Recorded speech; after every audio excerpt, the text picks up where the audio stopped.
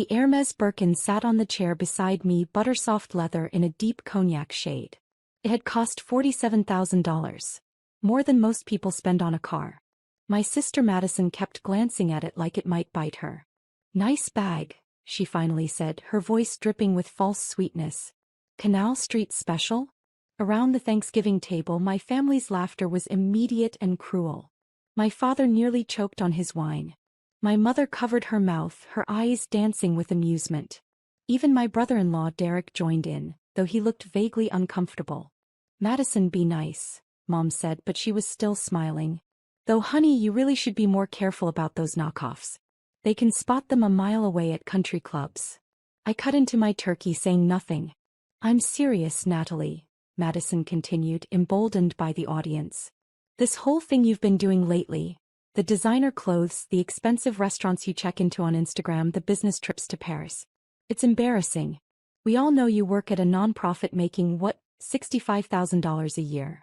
It's getting concerning," Dad added, his tone shifting to paternal worry. "Are you in debt? Because this pretending to be wealthy when you're clearly not, it's not healthy." I took a sip of water. "I'm not in debt." "Then how are you affording all this?" Madison pressed. "Because unless you married a secret millionaire, which, let's be honest, you're still single at 32, the math doesn't add up." My phone buzzed on the table. I glanced at the screen. "Gregory Chin, Chief Legal Counsel, Hartwell Industries. Ms. Hartwell, confirming your order to sell 51% controlling shares of Hartwell Industries stock. Transaction will execute Monday 9 a.m. unless you cancel by Sunday midnight. Current value, $102 million. I set the phone face down and resumed eating. "See? Even her phone is probably fake," Madison said. "That's a real iPhone at least, but I bet the designer apps and screenshots are all for show." What Madison didn't know, what none of them knew, was that Hartwell Industries, the medical device company my grandfather had founded 60 years ago, was currently worth $200 million. And I owned 51% of it. My grandfather, William Hartwell, had been the black sheep of his generation. A brilliant inventor who'd patented a revolutionary cardiac monitoring device in the 1960s. He'd built Hartwell Industries from nothing, ignoring his family's advice to pursue respectable careers in law or banking. When he died 7 years ago, he'd left his controlling shares to me. Not to my father, his son, who'd spent 40 years in corporate law and never showed interest in the family business. Not to Madison, his eldest grandchild, who'd married into money and spent her time on charity boards. To me, the youngest, the quietest, the one who'd actually listened to his stories and understood his work. The will had been specific. To Natalie Hartwell, who inherited my curiosity rather than my family's arrogance, I leave controlling interest in Hartwell Industries. May she build something worthy of the name. My family had been furious. Not because they wanted the company. None of them understood medical devices or had any interest in manufacturing, but because it felt like a slight. The will stated clearly and publicly that Grandpa thought I was more capable than any of them. The board had tried to buy me out immediately. I was 25, fresh out of grad school with a biomedical engineering degree, and they assumed I'd take the money and run. Instead, I kept the shares and joined the board as a silent observer. For 7 years I'd watched. I'd learned. I'd quietly used my controlling interest to block bad decisions and push strategic improvements. The company's value had grown from $120 million to $200 million under my hidden influence. The board thought they were making brilliant decisions. In reality, I was the one steering the ship from the shadows. And I'd used my dividend payments, roughly $4 million annually, to live very comfortably while working at a nonprofit that meant something to me. The nonprofit salary was real. Everything else was funded by the company my family had dismissed as Grandpa's little gadget business. "You know what I think?" Madison was saying, warming to her theme.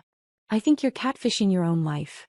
You're creating this fake persona online, buying knockoff bags, taking photos in hotel lobbies you're not staying at." "The Plaza," I said quietly. "Last month.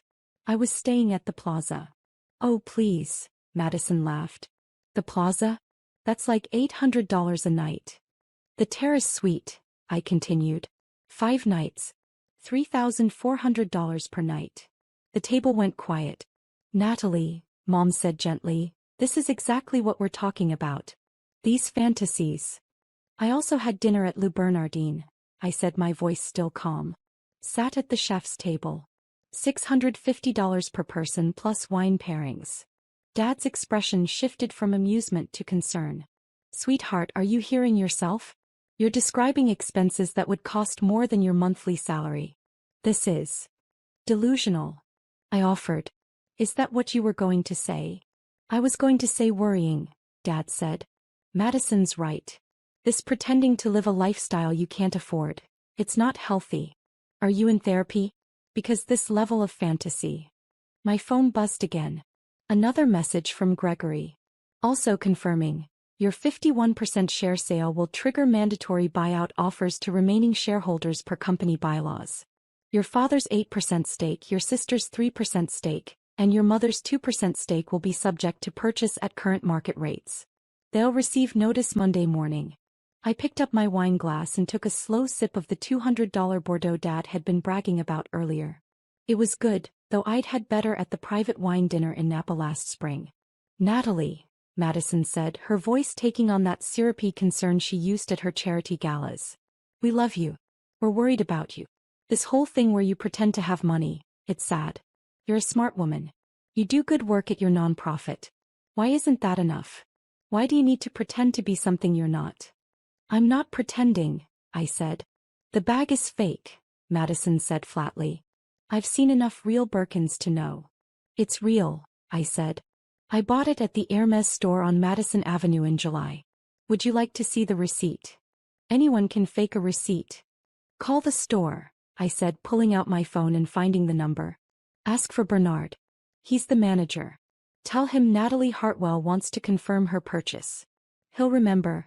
I also bought the matching wallet and the Kelly bag in rouge. Madison's smile faltered slightly. I'm not calling. Because you're afraid I'm telling the truth, I finished. You'd rather believe I'm delusional than accept that I might actually have money. Natalie, enough, Dad said firmly. These games aren't helping. Your sister is trying to help you and you're being defensive. That's a sign of... Of what? I asked. Of what, Dad? He exchanged glances with Mom. Of someone losing touch with reality. Someone who's built an elaborate fantasy and can't distinguish it from truth anymore. I set down my fork very carefully. Around the table, my family watched me with expressions ranging from pity to concern to poorly hidden satisfaction. Madison looked like she'd won something. Can I tell you all a story? I asked. Natalie, Mom started. 7 years ago, Grandpa William died. You all came to the will reading expecting him to leave everything to Dad, maybe with some small trusts for the grandchildren. Instead, he left 51% controlling interest in Hartwell Industries to me. Do you remember? Of course we remember, Dad said stiffly. It was a mistake. He was elderly, confused. We considered contesting it, but the will was ironclad, I finished. And he'd had 3 separate psychiatric evaluations in the months before he died, all confirming he was of completely sound mind. He knew exactly what he was doing. He was being vindictive, Madison said. He was angry at Dad for not joining the business, so he was being strategic, I corrected. He left the company to the person he thought could protect it. And for 7 years I have protected it? Dad laughed. Natalie, you've barely been involved. The board runs that company. You just collect a small dividend and... A small dividend, I repeated. Dad, do you know what the dividend payment is on 51% of a $200 million company? Silence. It's roughly $4 million per year, I said. After taxes, I take home about $2.7 million annually. That's what I've been living on for 7 years while working at the nonprofit because I enjoy the work. Mom's face had gone very pale. That's not. The company isn't worth $200 million. It's worth $203 million as of market close yesterday, I said. It was worth $120 million when Grandpa died. I've helped grow it 69% by using my controlling interest to block stupid decisions and push smart ones. The board thinks they're geniuses. They have no idea I've been guiding every major decision for 7 years. Derek, my brother-in-law, spoke for the first time. The dividend payment on those shares would be public record. If you actually owned 51% of Hartwell Industries. Under the name Anne Hartwell Trust, I said. Grandpa set it up to protect my privacy. The trust owns the shares, I control the trust. It's all perfectly legal and properly filed, but yes, it's somewhat opaque unless you know what to look for. I pulled up my phone and opened my email, turning it so they could see.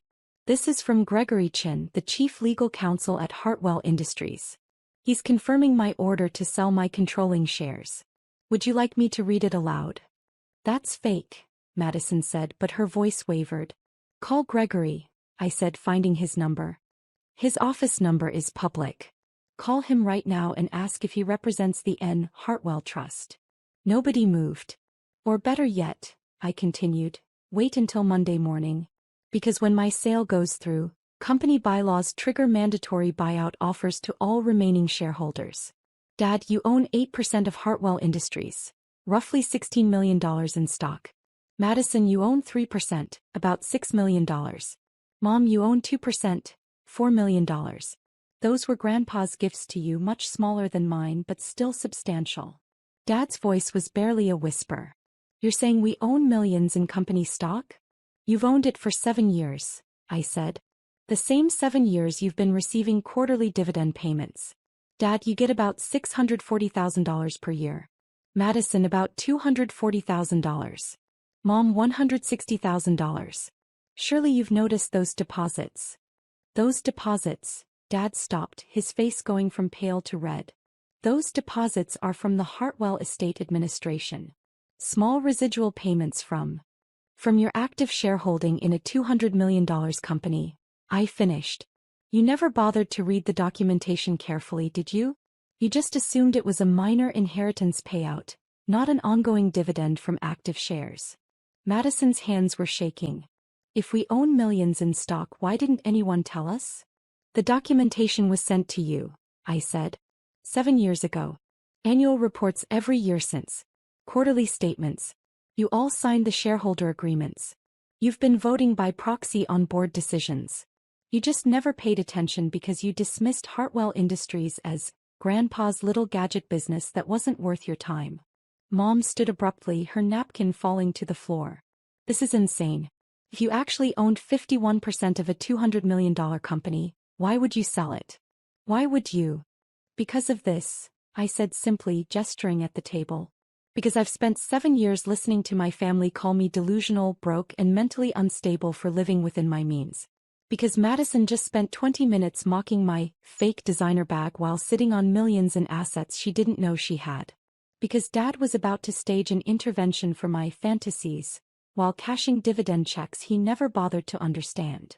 The dining room had gone completely silent except for the antique clock on the mantel. So yes, I continued, I'm selling my 51% controlling interest for $102 million after taxes to a private equity firm that's been trying to buy the company for 3 years. And when I do, the buyout triggers will force you all to either sell your shares to or become minority shareholders in a company now controlled by strangers who won't be as gentle with their management as I was. Dad sank into his chair. Natalie, you can't. The company is our family legacy. It was Grandpa's legacy, I corrected. And he left it to me because he knew I'd protect it. For 7 years I did. I guided it, grew it, made it more valuable. And now I'm done. Monday morning I'm executing the sale. Unless what? Madison whispered. I stood picking up my very real Hermes bag. Unless between now and Sunday at midnight I change my mind. But to do that I'd need a reason. I'd need my family to acknowledge that maybe, just maybe, I'm not delusional. That maybe I've been successful in ways you never bothered to notice because you were too busy assuming I was failing. I walked toward the door, then turned back. The bag is real. The plaza stay was real. The Lou Bernardine dinner was real. The private wine dinner in Napa was real. The trip to Paris was for a Hartwell Industries board meeting. I attended remotely, but I stayed an extra week for the fashion shows. All of it was real, funded by the dividends from the company Grandpa trusted me to protect. Natalie, wait, Mom said, standing. We didn't know. If we'd known. You would have paid attention? I asked. You would have taken me seriously? Mom, you receive quarterly statements from Hartwell Industries. So does Dad. So does Madison. None of you ever read them. None of you ever asked questions. You just assumed your small dividend payments were the extent of your involvement and never looked deeper. We'll look now, Dad said urgently. Well, let's call Gregory Chin right now.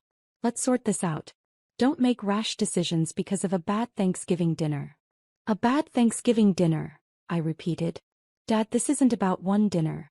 This is about 7 years of being treated like I'm mentally unstable for living a life you didn't bother to understand. 7 years of interventions and concerned looks and suggestions that I get therapy for my delusions. All while I was protecting your financial interests and growing your assets by tens of millions of dollars. My phone buzzed again. A text from Gregory. The board is concerned about Monday's transaction. They've asked if you're willing to meet this weekend to discuss alternatives. Private dinner, just you and the executive team. They're hoping to present a counteroffer to keep you engaged. I showed the text to my father. The board wants to take me to dinner this weekend. They value my involvement. They understand my worth. Can my own family say the same? Derek spoke up, his voice careful. Natalie, if everything you're saying is true, and I'm starting to think it is, then I owe you an apology. We all do. But selling out of anger isn't. It's not anger, I said. It's exhaustion. I'm tired of being dismissed. I'm tired of proving myself to people who should have believed in me from the start. Grandpa knew what he was doing when he left me those shares. He knew I had what it took. I wish my parents had known it too. I walked to the door, then paused one more time. You have until Sunday at midnight to convince me not to sell. That's roughly 63 hours. In that time you might want to actually read your shareholder documentation. Understand what you own. Understand what you've been benefiting from for 7 years.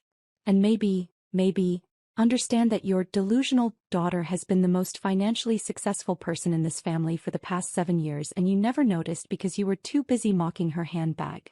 I left them sitting at the Thanksgiving table, walked to my car, a Tesla Model S that Madison had previously called, probably leased to look impressive, and drove back to my apartment in Tribeca. My phone started ringing immediately. First Dad, then Mom, then Madison. I silenced them all and poured myself a glass of wine from the bottle I'd been saving. A 2015 Chateau Margaux that had cost $850. For 7 years I'd stayed quiet. I'd let them believe what they wanted to believe. I'd taken Grandpa's gift and honored it privately, growing the company and protecting our family's assets while they'd assumed I was barely scraping by. But Madison's comment about the fake handbag had been the breaking point. Not because it was particularly cruel, I'd heard worse, but because it crystallized everything wrong with our dynamic. They'd rather believe I was a delusional liar than acknowledge I might be successful. My phone buzzed. A voicemail from Dad. Against my better judgment, I listened. Natalie, I just spent the past hour on the phone with Gregory Chin and our family attorney. Everything you said checks out. You own 51% of a company worth $203 million. You've been the controlling shareholder for 7 years. Your mother and I have been receiving $640,000 annually without understanding where it came from or what it meant. Sweetheart, I don't know what to say. I've been so focused on my career, on what I thought success looked like, that I never stopped to understand what you'd built. Your grandfather was right about you. He saw something I was too blind to see. Please don't sell the company. Not yet. Give us a chance to understand. Give me a chance to be the father who supports his daughter instead of dismissing her. You have until Sunday at midnight. I'm asking you to wait. I'm asking for a chance to see you clearly. Dad. I played the message twice, then deleted it. Next was Madison. Nat, I'm so sorry. I was jealous. You're living this amazing life and I've been sitting here married to Derek's family money, playing charity board games, pretending to be important. You're actually important. You're actually successful. And instead of being happy for you, I tore you down. The bag is real. Your life is real. You're real. I'm the fake one. Please call me. Then Mom, my darling girl. I failed you. I let your father's definitions of success become my own. I forgot that your grandfather chose you for a reason. He saw your strength. I should have seen it too. I'm looking at the shareholder documents now. 7 years of quarterly reports I filed away without reading. 7 years of watching our investment grow while you guided it. How did I miss this? How did I miss you? Call me. Please. I sat in my apartment looking out at the Manhattan skyline and thought about Grandpa William. He died thinking I would protect the company. And I had. But he'd also wanted me to be happy, to be recognized, to be valued. Use the power I'm giving you, he'd said in our last conversation. Not just to protect the company but to protect yourself. Don't let them make you small. For 7 years I'd let them make me small. I'd stayed quiet, stayed hidden, let them believe what they wanted while I built something extraordinary behind the scenes. Maybe it was time to stop being quiet. Sunday morning I woke to find my entire family outside my apartment building. All of them, Dad, Mom, Madison, even Derek. They'd been there since 6 a.m. according to the doorman. I let them up. We read everything, Dad said, holding a stack of documents.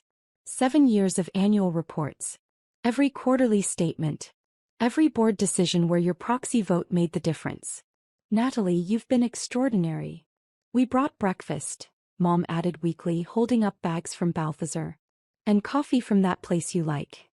Madison stepped forward. I called Hermes. I spoke to Bernard. He remembers you. He said you're one of their favorite clients, that you have exquisite taste and never flinch at prices. He told me about the Kelly bag in Rouge. The scarf collection you've been building. The fact that you're on their VIP list for new releases. I'm so sorry, Nat. For everything. I looked at them, my family standing in my foyer holding pastries and coffee like peace offerings. Why now? I asked. Why does it take the threat of losing $102 million to take me seriously? Because we're human, Dad said quietly. And humans are idiots. We see what we expect to see. We hear what we expect to hear. For 7 years I expected to see my daughter struggling, so I saw struggle. I never looked closely enough to see success.